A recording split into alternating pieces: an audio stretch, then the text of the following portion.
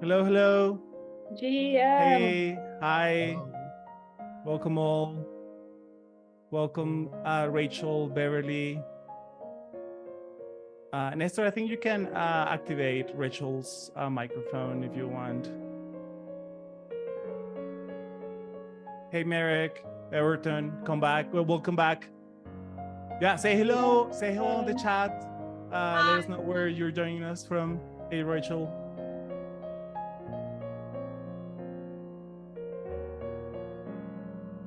Some very relaxing piano music here for Friday. Yes.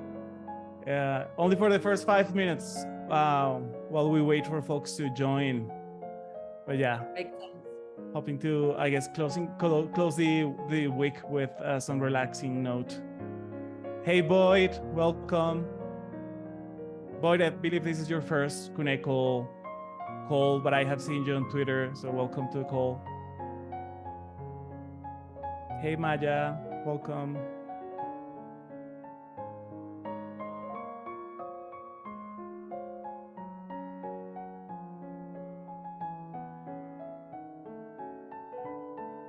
We're going to wait 2 minutes more, and then we're going to get started at 5 after the hour.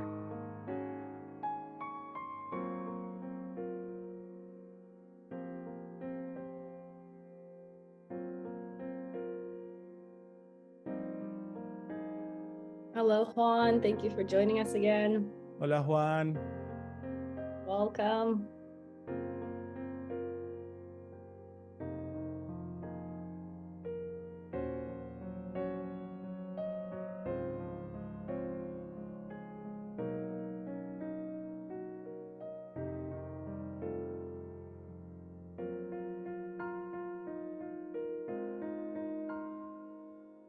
Sreenivas, welcome. Happy to have you here.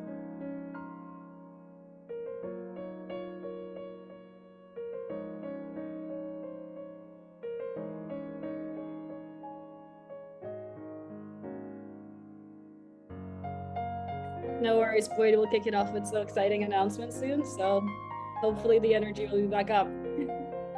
But yes, it is very relaxing. Oh, I know. It's late for some folks, so my apologies if I'm putting you to sleep.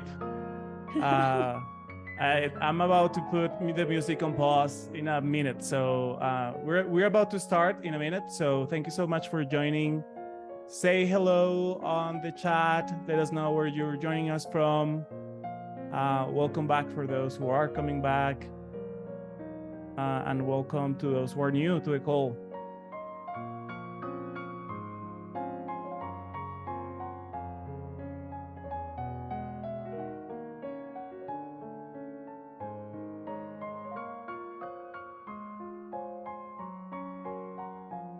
Hey, Maya.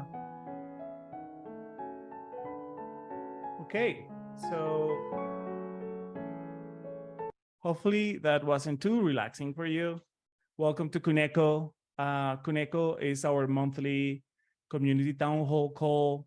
Kuneco means togetherness in Esperanto. I guess that's a typical way we use to initiate this call. And this is an opportunity for the community, for the Celo community to come together and learn about the good work partners in the community are doing. So we have a packed agenda today that I would like to let Anna introduce, along with a super special announcement she has for all of us. Thank you so much. Yeah. And drum roll, please. Celo is coming to Tokyo. So this is a super exciting announcement for us all. You may have seen the sneak peek of this on Twitter, but Celo is coming to ETH Global Tokyo, April 14 through 16. It's going to be a hackathon. So if you are hacking, or if you know people who are hacking, if you want to participate in your first hackathon, come find us in Tokyo. We're going to have a booth. We're going to have some bounties, and it's going to be generally a good time. And if you are not going to be there in person, you can always follow us online. We're going to be tweeting live from Tokyo and updating the community about everything that's happening. And I think without further ado, we can jump in to our agenda for today. So today, like Danielle said, we have a packed agenda with lots of exciting announcements. We'll start with GoodGhosting. And Rachel will give us some exciting announcements, and then we'll have Unif.id, Gainforest, Presenti will give us an update on all of their recent grants and their future plans for the Presenti Fund. And then we'll round it off with Q&A and some spontaneous community announcements if people want to jump on and give us some quick updates on what they're doing. So I think without further ado, we can kick it off to Rachel.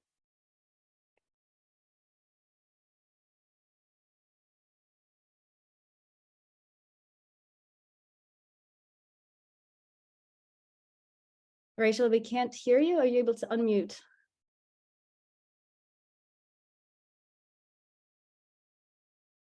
Nestor, I believe you should mute Rachel. Perhaps she joined back after that. Yes. Hi, I think you can hear me now. Yes. Apologies for that. I muted myself again, and I think the settings went back, but all good now. Yes, so thank you so much for letting me present on Kuneco. I'm super excited to give this update for everything. It's been a huge amount of work. But the news is, and those of you who've been kind of following GoodGhosting will know this, is we have rebranded to Halofi. So I'll jump over to the next slide, actually. Yeah, so GoodGhosting is now Halofi. We've got this whole new look, a whole new website. You can check it out at halofi.me, halofi.me. And I'll hop onto the next slide. There's quite a few slides here, so I'll be saying that quite a lot. So just a little bit about the name. So those of you who are already familiar with GoodGhosting, you'll know that we're all about helping our community build good habits, saving regularly, holding on to tokens for the long time, and gamifying that so that it kind of gives them the incentive and nudge to do that. So we're all about good habits. We thought Halo was like a really nice icon for that. And of course, we're also all about DeFi and decentralized finance. So we've got good habits plus DeFi equals Halofi there. And I'll jump to the next slide. So just before we kind of like dive into some of the features that are shipping with our new rebrand, because it's not just a rebrand, we've also got a whole bunch of features, but some of the achievements that we achieved just before we say goodbye to GoodGhosting is we helped our community save over 4 million worth of cryptos. That's over 350K individual deposits and over 15,000 unique addresses that have interacted with our smart contract. So that's a huge number there as well. I'll jump on over to the next slide. This is just some stats from DApp Radar. So actually this week we hit the number 65 across all dApps on DApp Radar. And I think number 13 across all chains for DeFi, which is phenomenal. We have been number 1 on Celo. We're not at the moment. I think that actually goes to good dollar. Saw that. But we've been very much on Celo for over a year now and love the community there. But I'll dive into, okay, we can jump on this slide. It's cool. So just skip one Rachel, slide. I'm sorry. I think I lost your slide. No worries. Restart it again. 1 second. If you just skip one slide, that would be super handy. Cool. Here we go. This one's perfect. Cool. Are we good now? So, yep. Yeah, perfect. As I mentioned, along with our rebrand, we are actually shipping a whole new website and a whole new suite of features. And these features are really just to level up everything that we were doing already, making it more playful, giving our community more choice, and also bringing more transparency. So I'll jump one slide and I'll talk about the first of our playful features. These are a lot of fun. We've shipped a whole new badging system. So you can earn these badges as you hit certain key milestones on your saving journey, your financial journey with Halofi. So it could be a badge for the number of challenges you completed. We have a scoring system. So the more points you get, the more badges you get. We've also got ad hoc ones. So if you jump in our Discord and you win our event champion, I think we gave out a badge for deposits on St. Patrick's Day the other day. So there's a few random ones that pop up, but they're quite fun. Just something else to kind of work for as you are saving. I'll jump onto the next slide as well. So leaderboards, we've added 2 new leaderboards to our interface. One of them, quite excitingly, is a leaderboard for our Celo governance V2 pools. So earlier this year, we did a whole batch of saving challenges that were supporting impact market, talent house, and plastics as well. So we have a leaderboard for that. So definitely anyone on this call who is active in those challenges, hop on over, because you could well be quite near the top of that leaderboard. And we've also got a new leaderboard for the 5 most recent pools or challenges that have been completed as well. So just making it more achievable and aspirational for you to hit the top of that leaderboard. And I'll jump on to the next slide. So this is something I'm super excited about. We've got a whole new range of avatars. We're calling them Halo heroes because, of course, they've got the iconic Halo. Everyone gets like a unique one of these. And the more that you save, the more that you kind of hit your goals within Halofi, that Halo can also change color. So we've got a kind of leveled system there as well. So a lot of fun with that. And this ties in really nicely with what's on the next slide, is that we're making your profile. You have a profile page within Halofi. Now we've made it that you can share it with your friends, family. You can tweet it out and actually be really proud of the Halo color that you achieved, the badges that you've achieved, and share that with your community as well. So you can actually check that out on our app if you go to app.halofi.me/hash/dashboard. And you can check out other players in the game as well. So it's quite interesting just having a nose round and seeing the progress that other players in Halofi are achieving. I'll jump on to the next slide. So choice. We've also added a bunch of features that give our community even more choice. So it's really easy to get funds in and out of Halofi now, as we've embedded Ramp Network and Squid Router. So it's actually great for onboarding into Celo, or if you've got tokens on another chain and you want to bridge them into Celo, you can do that with using the Squid Router within our application. We've got custom deposits, so you can choose how much you want to save, setting your goals to your needs as well.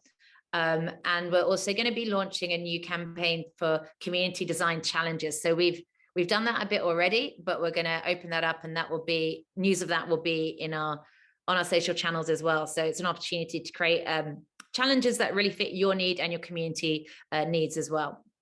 I'll jump onto the next slide. So transparency, and just to reiterate, we've been decentralized since day one, just like many projects in the Celo ecosystem. That's something that doesn't change. We really commit to that as Halofi. We've also updated how we calculate rewards. So we've implemented a fairer reward system. This just means if you join a challenge, we have challenges being deployed weekly, sometimes even daily. If you join one and you're super early, you're going to get a fairer reward for that. You'll get more for joining early.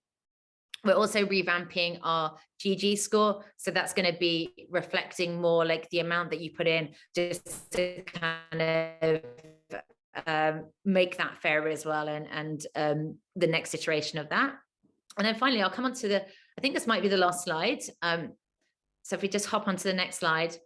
But we are super excited about this. So we are actually deploying a whole bunch more challenges, and we have new challenges being deployed every week. So these are saving challenges. So you can set yourself the goal to hold Celo for the long term. I joined that recently. You can also have a challenge to save Celo weekly. Maybe you want to work with stable tokens, and you can save CUSD either weekly or monthly.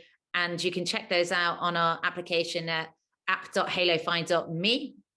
And we're really thankful to the Celo Foundation for also giving us some incentives, which have gone into those pools as well. So you can jump in. If you've not tried it yet, hop on over and test those out, and you'll get all the cool features of the badges, your kind of Halo hero avatar, and you can share that with your friends and family using our new shareable profile system as well. So yeah, I think that's it from me. Daniel, thank you so much for having me on here. And yeah, just hop on into our Discord server and give us some feedback if you've tried out the new application, the new website. And we're really excited to, continue this journey on Celo. Rachel, no, thank you for coming and presenting lots of amazing work. If you folks have questions for Rachel, you can start typing those questions on the Q&A window, or wait until the end. We have a few minutes at the end of the call for Q&A. So next, I would like to invite Simsh and David from Gainforest. to give us an update on the pilot they just ran in the Philippines. So Nestor, if you're able to find Simj and David and unmute them, we'll Hi. appreciate it. Hi, Yes. hi. So, hi. Can everyone hear me? Yes, we can hear you. Perfect. Very nice meeting you, and thank you for this awesome introduction. I'm Simge. I'm co-founder with Gainforest. Today, David just submitted his PhD thesis, so he's off and enjoying the rest of his day as a celebration. So I'm happy to be here with you and guide you through our work. And what we would like to do today is actually present our pilot, which is a pilot on a technology that we call Measure to Earn, on which we've been working together with the Celo Foundation. And Angelo is also here.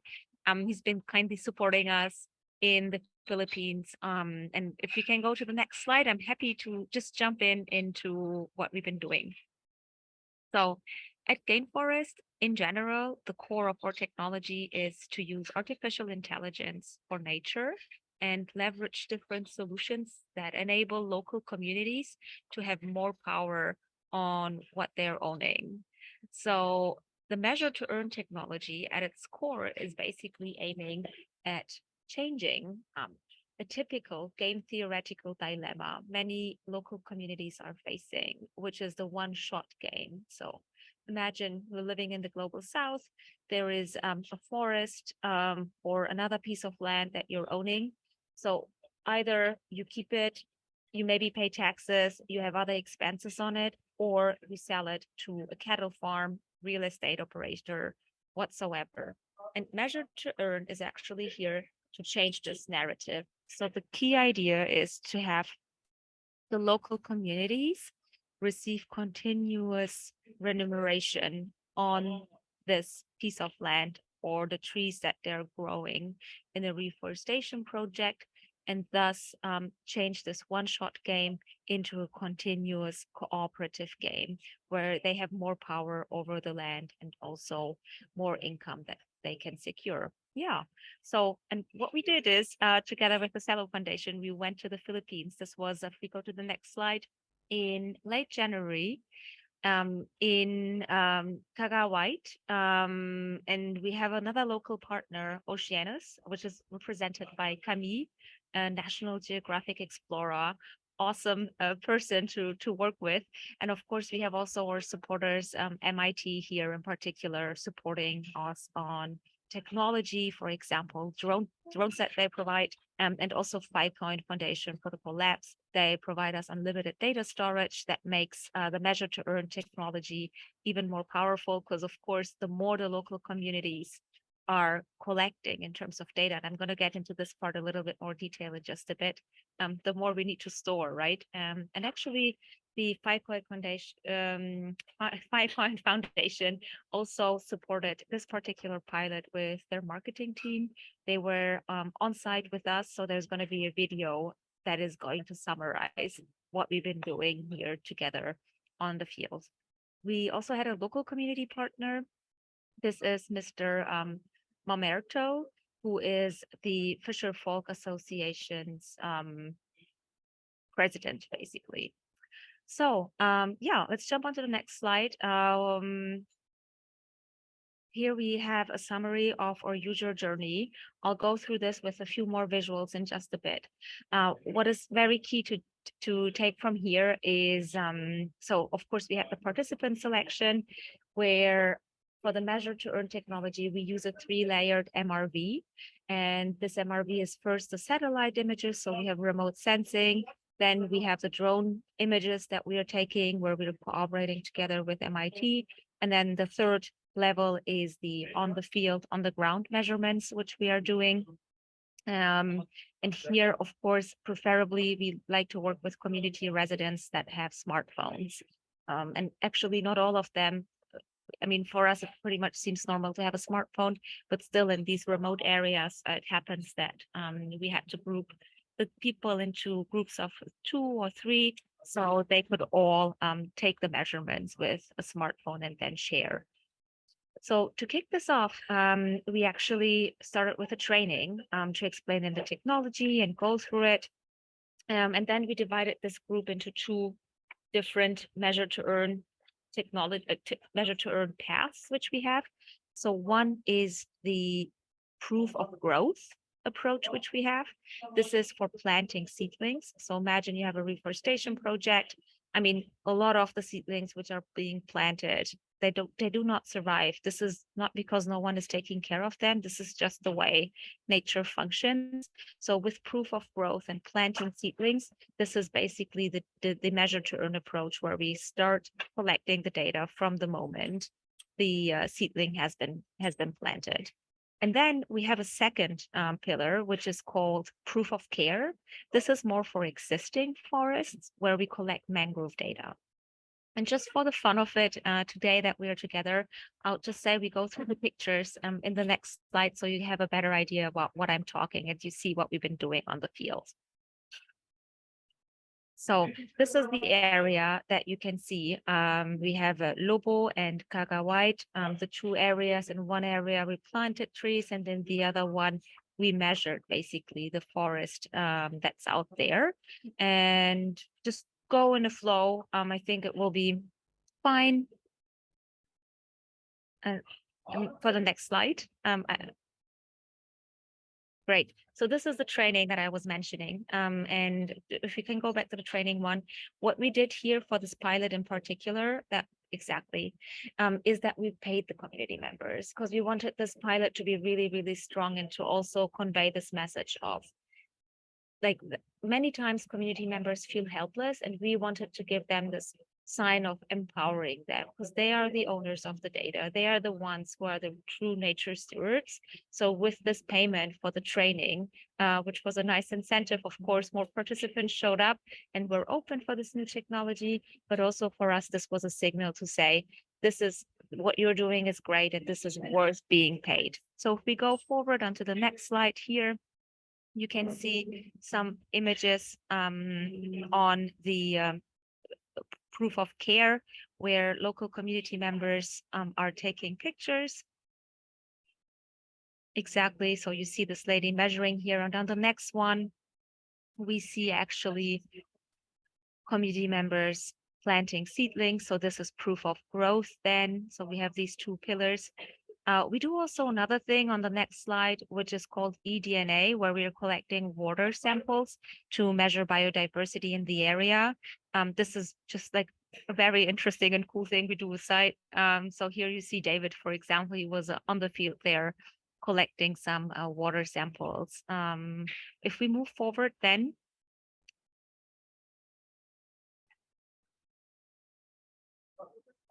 right, I think, yes, here the community members actually, after collecting the data, they come back, the data is being validated. You see Angelo here. And on the next slide then, all this is being transferred, like the data validation, of course, activates the smart contract we have with them. And then this automatically triggers a payment on their Valara wallet, which we have also, of course, created as part of the training. And if you then go to the next slide again, we see here how they actually directly receive the money on their wallet. And for this wonderful pilot, we had Angelo on site. If you could go to the next slide. He was our personal off-ramper, even treating here the local communities with off-ramping into local Filipino pesos, so they had the cash right on hand. So yeah, I think this is it in terms of pictures. If we move forward, I'm super happy to share some of the results here with you. So we had more than 40 community members participating in it. So we have 300 mangrove trees planted, 300 mangrove seedlings, 300 mangrove seedlings planted, and 300 mangrove tree data measured. So here we really see again this technology that we are following in terms of proof of care and proof of growth. And in total, we had 350 CUSD in crypto payments paid directly to the community, which they loved it. So if we go to the next slide, this is really our lessons learned, where we say this is an economically viable and enjoyable technology for local communities. So they actually were like, oh, when are you coming the next time? And how can we continue to work together? We know that still going forward, of course, the pricing will be one of the key things that we need to follow on dealing with them. So the pricing of how much do I pay for proof of growth and how much can we pay for a proof of care, basically. And going forward, we also think that attractive off-ramping offer will even more help the local communities to preserve the environment for the better. Super happy to take questions. I think questions are kind of at the end, but yeah, hope this was helpful for you. And Angelo, anything you would like to add?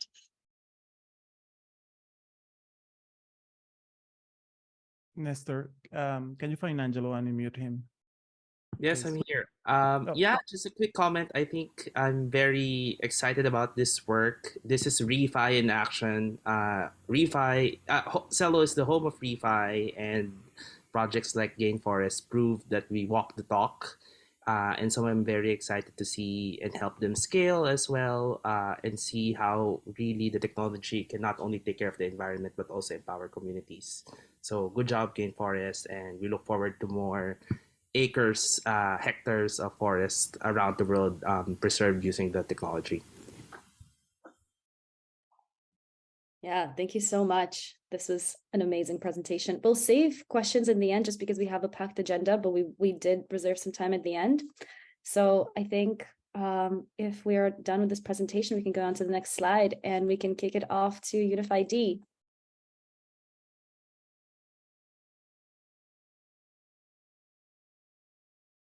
Sreenivas, are you? I saw you here earlier.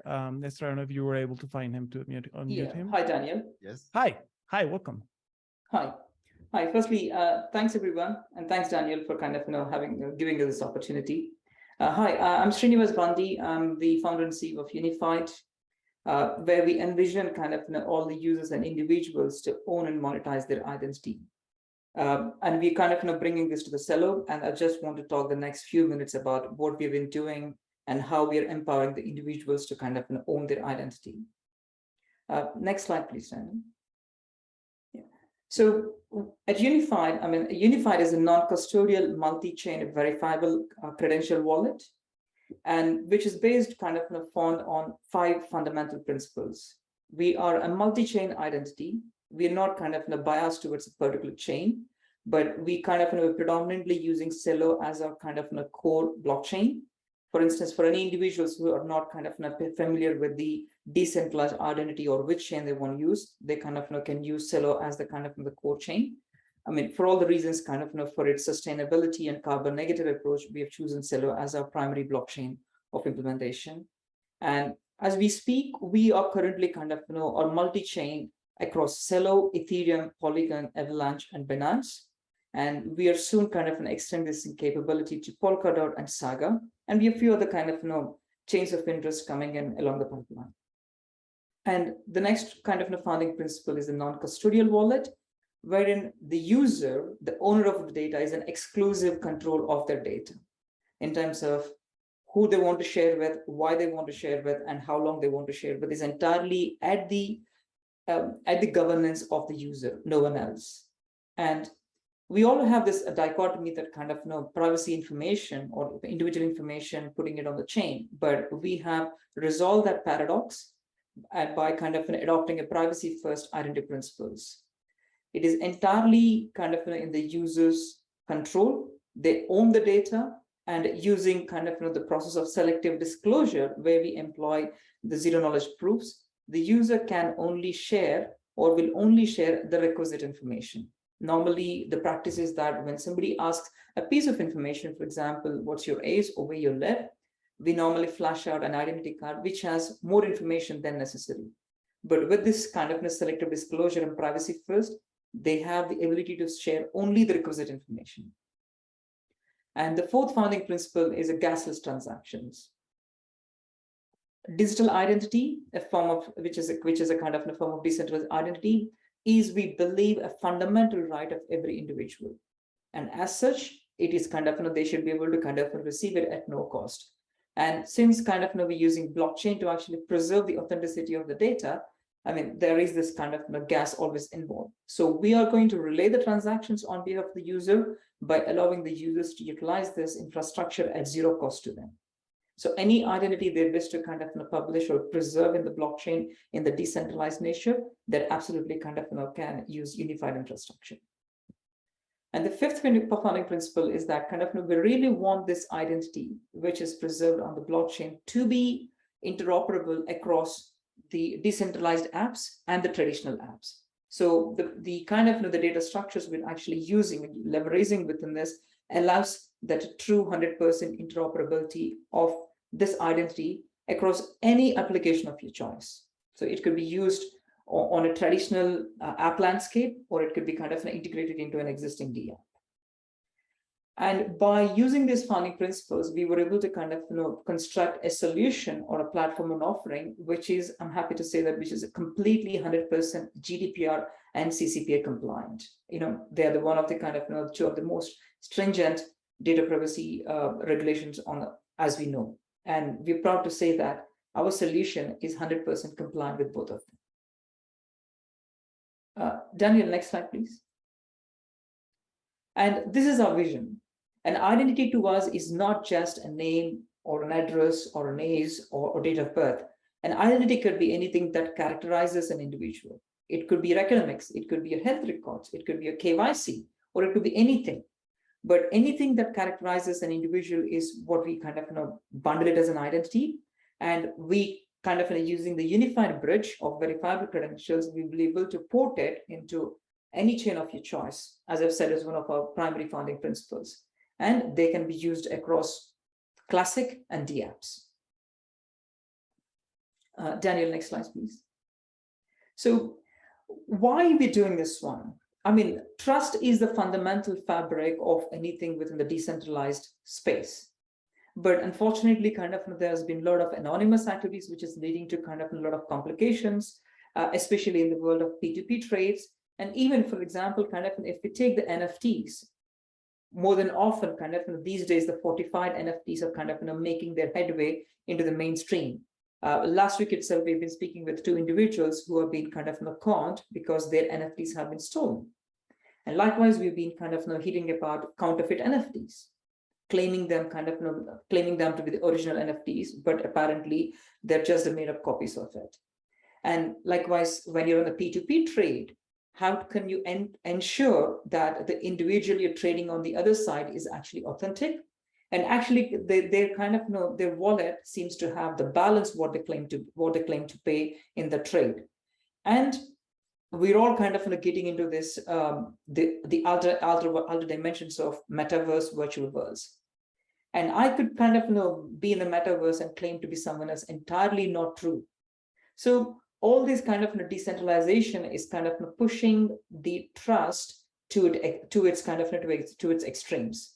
And this is where we would like to kind of bring in unified to provide the trust as an implicit element into all of these things.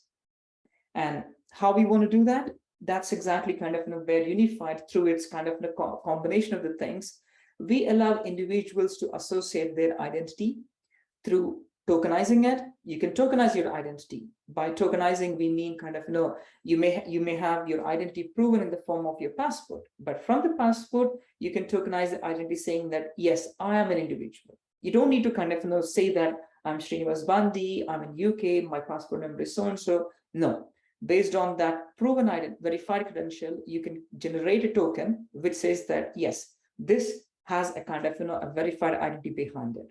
By putting that tokenized identity or associating that to a digital asset, it could be a token, it could be an NFT, or it could be an avatar in the metaverse, you are implicitly conveying the trust factor to your counterpart, saying that, hey, I could be trustworthy because I'm associating my identity. And from there on, it becomes a kind of a constructive pyramid. How much information you want to disclose to the other individual is completely at your fingertips, because the unified app allows you to disclose information only on a need basis. The consent framework, which is embedded into the unified app, makes you the absolute control on your identity. No one else. There is no centralized service as such, likes of what we know today, which are sitting on your data. Nobody sits on your data. Nobody has your data. It's entirely you who's going to be the owner of the data, and you're going to control who has access to that data. So we basically want to empower the individuals to be able to own the data.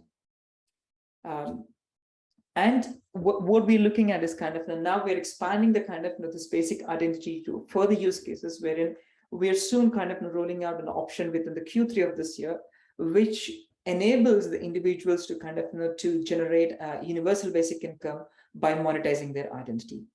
We're working with some data unions, which will enable them to kind of leverage on the data, again, with a complete consent of the user. In turn, monetize it, kind of generate revenue for the users. So we're looking at creating a universal basic income almost kind of for approximately like a 1 million by the end of this year. So that's our kind of an aim through Unif.id. So we're bridging both the kind of the DApps where the identity is a kind of as becoming a necessary commodity, and likewise kind of leveraging this decentralized or Web3 kind of concepts to generate revenue and create a universal basic income for the individuals. Daniel, next slide, please. So one of the, I mean, we have been on this journey for almost like more than 12 months because of the multi-chain and the complete GDPR and CCPA compliance took us really long time, because we wanted to be sure before we start putting any information, or not information, by the way, any of the users kind of derived identity on the chain. So yeah, last month, or let's say kind of 2 weeks back, we have been successful in all our attempts, and we have published our first gasless identity contracts to Celo mainnet. And I mean, those are the kind of the addresses of the contracts, identity contracts of 3 stakeholders basically within the play. They've been on the Celo mainnet. And the next step, the next major kind of a step for us to kind of launch the kind of the public beta in April on Celo. And with that, we are also allowing the individuals, like kind of the wallet owners, to associate identity and AML. So tomorrow, if someone says that kind of, how can I trust this wallet? Yeah, you could just associate your identity, and then that gives them the ability to kind of conclude or kind of trust the wallet in the transaction. And the same thing with the AMLs. So we're kind of moving from a physical to a kind of a figurative. So kind of we're associating the user's assertions to the digital objects they own and they link up with. Daniel, next slide, please. Yeah, and Daniel, as I said, and the whole kind of Celo Kuneco team, thank you for kind of giving me this time, and then kind of having the opportunity to talk about Unif.id with all of you. And we are live now. Kind of you can download the app today. We're live on Google Play and App Store.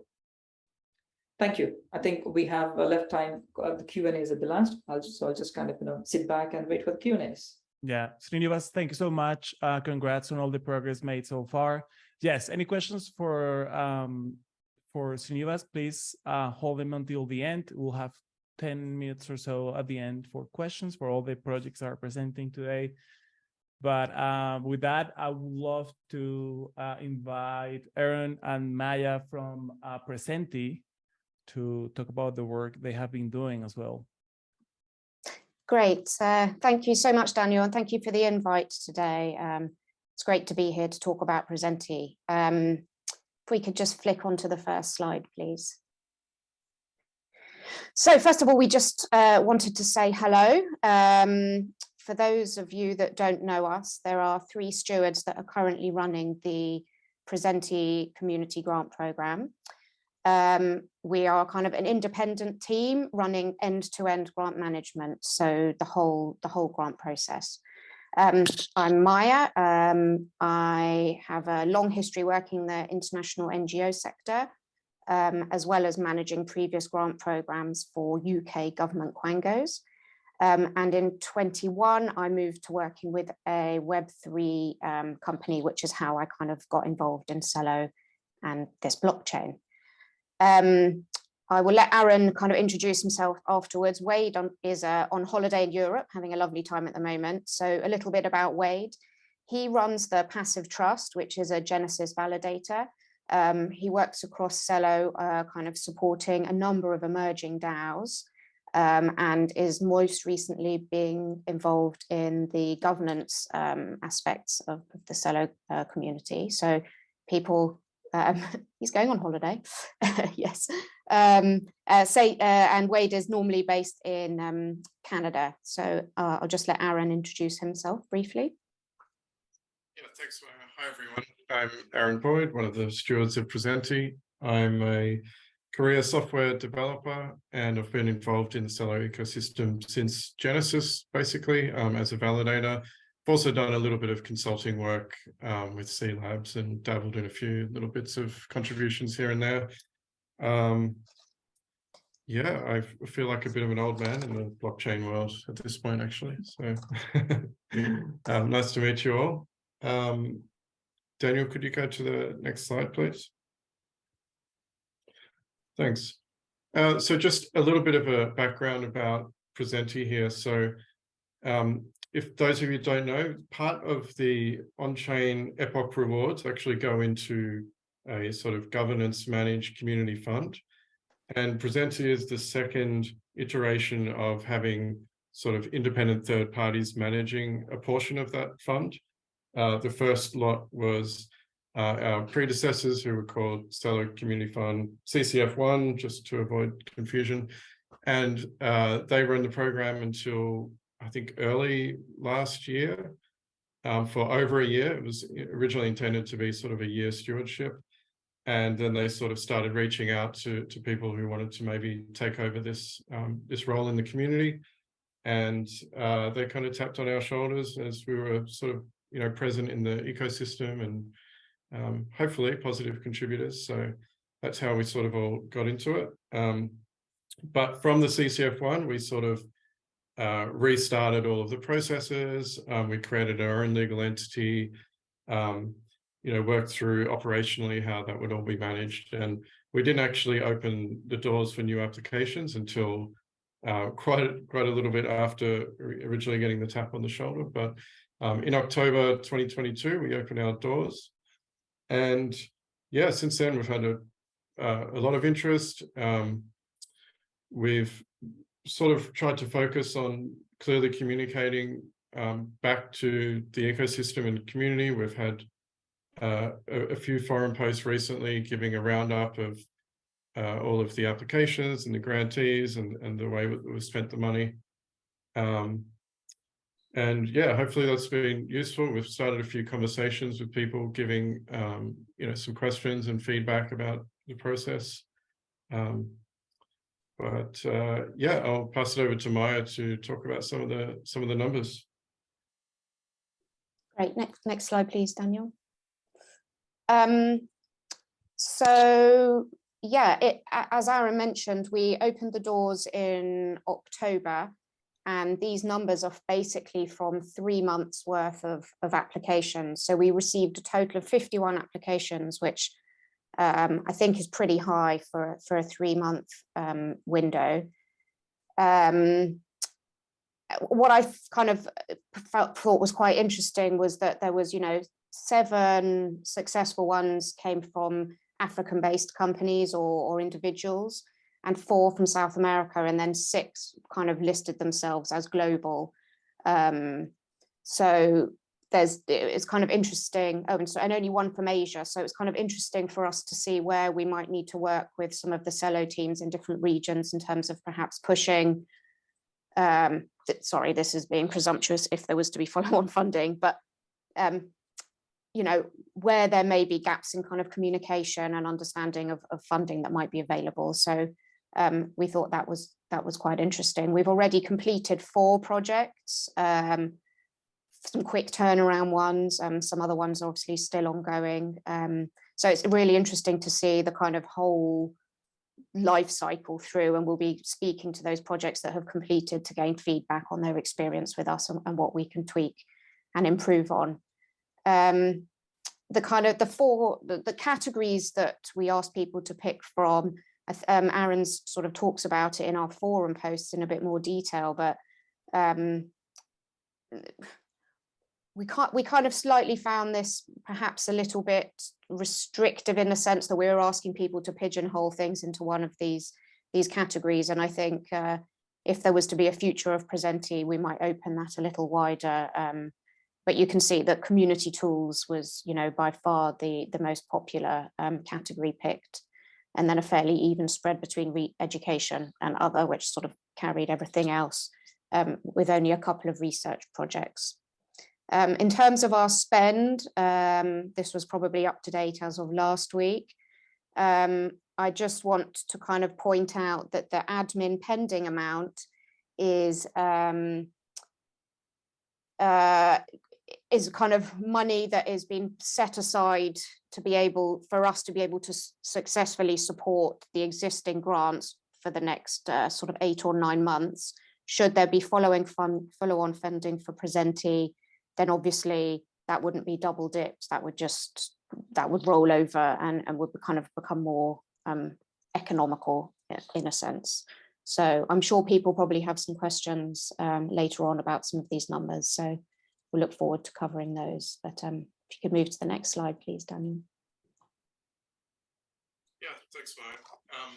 So yeah, following on from that topic, our plan now is to leverage the kind of all the operational practices and administration that we've put together and go for another follow-on funding request. This time a little bit more to keep us going for a bit longer.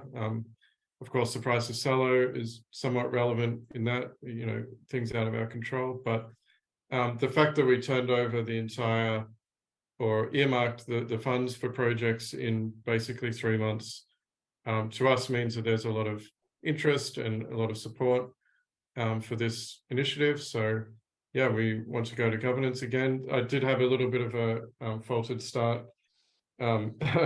Wade submitted the governance I think last Friday, but we didn't wrangle the approvals, and Eric gave some feedback that we needed to make an adjustment. So keep an eye out for that. We'll probably resubmit the governance on Monday, and we're very happy to field any questions here today as well. We went to the governance forum a few weeks ago and sort of talked through some of that. There's 2 forum posts, or actually more than that, because Wade posted a big roundup of all the existing projects that we've supported. So he's got a couple of posts there as well. But there was 2 big forum posts where we explained and went through in a bit more detail than we have today. This is kind of very high level. What our intention is for the next funding request and what we did with the previous one. So please check that out and let me know if you have any questions. Aaron, thank you so much. Well, with that, I think that is just a perfect segue for the Q&A section portion of the call. So there is already a call here, a question here on the chat. Suchi Cazador is asking if you are thinking about quadratic funding or having a voice of community in project evaluations. Sure, I could take that. I did see that question in the forum, so she said thanks for that. I just actually responded a little bit ago, but yeah, we did actually think about something like this that would require, like the whole time we've been going, we've been thinking about can we make a platform out of this in some way? And since we've had those conversations, we've actually seen a number of generic sort of grant platforms come out. Gitcoin released one or announced one recently. There was another one, Maya, I've forgotten the name of it, that I think you linked to me earlier today. So we thought about kind of making a product out of the administration that we've done. And even the concept of perhaps allowing the community to vote on the applications that come through. One of the comments I responded on the forum was that I actually really like that idea. I'm just wary in the back of my mind that part of the idea of the stewardship of the community fund was that we're kind of a shortcut for small bootstrap style projects for relatively small amounts of funding to kind of get that done faster. And part of the problem with governance for everything is that getting support is kind of difficult, and that's sort of part of the reason why this exists. But I think there's definitely a middle ground there that could be something sort of like a temperature check or a community thumbs up, thumbs down for certain types of applications. So yeah, it's something we're completely open to, for sure. I hope that somewhat amazing answers. Yeah, no, thank you for that. And we are also chatting to Gitcoin about Gitcoin 2.0. Anna's been driving a lot of those conversations, so happy to pull you guys in as well. We're really excited about the notion of quadratic funding, and I'm sure something that you guys experienced as well is that you'll get a big inflow of applications. And I think having the community kind of weigh in terms of, what the community needs and what they're feeling should be prioritized, I think is a healthy direction in terms of more progressive decentralization as well. Yeah. Happy to pull you guys in. Include us into some of those conversations. I'd be interested. So thank you.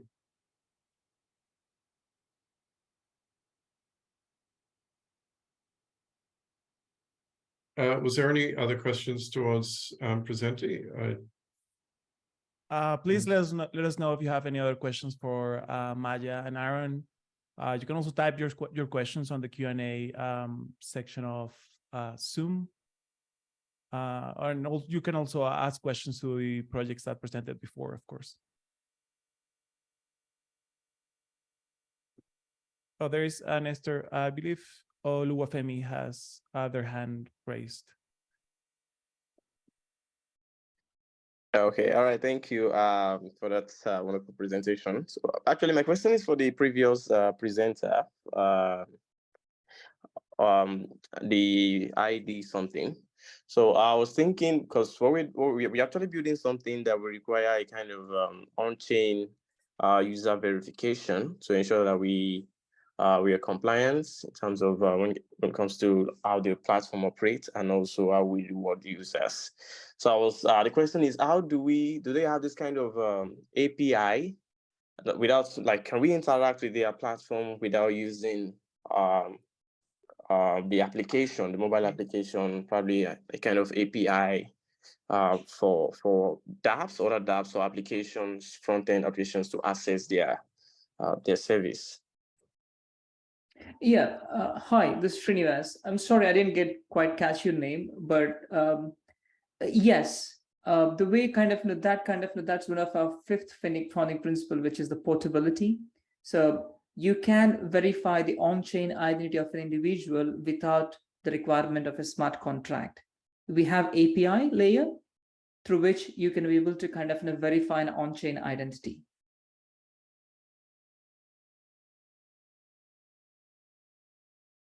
Hello, does it answer your question? I see a thumbs up. I bet that's yes. Yeah. You answered, you pretty much answered my question there. Okay, thank you. Okay, all right, thank you. And thank you for your question. Let us know if you have any other questions. I actually have a question for Gainforest, for Singhe, if she's still here. I would love to know what the next steps are for their project. Great. Can you hear me? Yes. Cool. Yes. So our next projects, of course, are to scale this with other partners. So we are looking for opportunities in the Philippines right now, where we had the pilot and want to extend this to larger areas in other parts of the Philippines.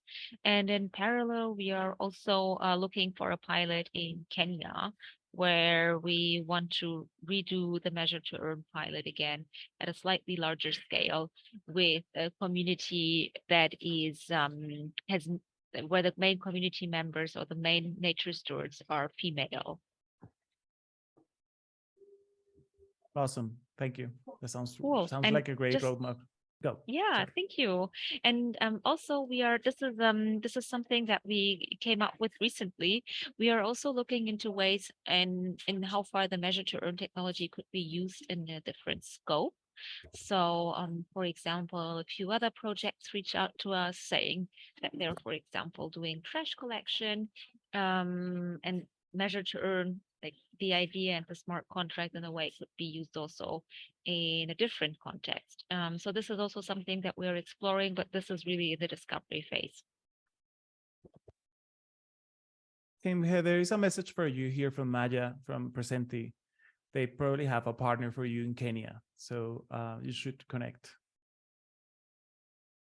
You're muted now, but oh no, sorry, I believe she went back to but she's saying awesome.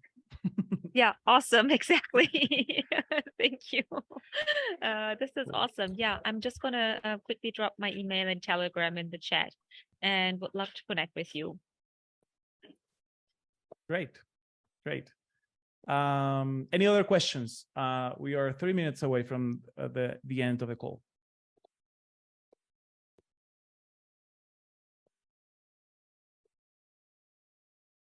Okay. If there are not any more questions, I would like to have some space for us to just give community announcements. If people have anything that they want to announce to the rest of the community, I can get us started just saying that in an hour from now, we are going to have the Celo governance call. We will be discussing a proposal for the Chainlink Scale program. So that will be up for discussion in an hour. Yep.